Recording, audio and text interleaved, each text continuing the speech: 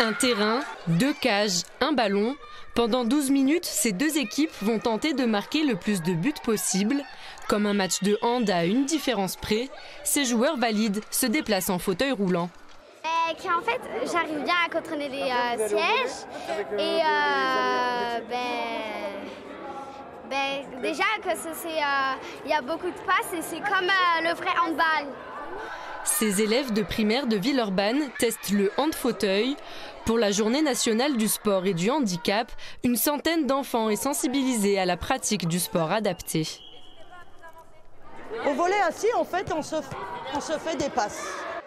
Sur ce terrain, les élèves sont coachés par une joueuse de l'équipe de France de volley assis. Tu fais comme moi?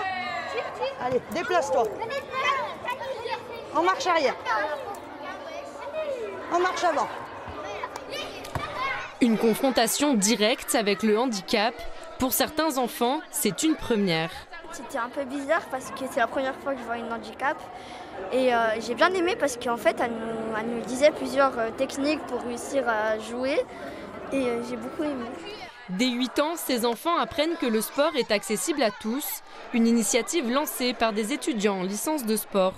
Pour leurs enseignants, il est primordial de sensibiliser la jeune génération.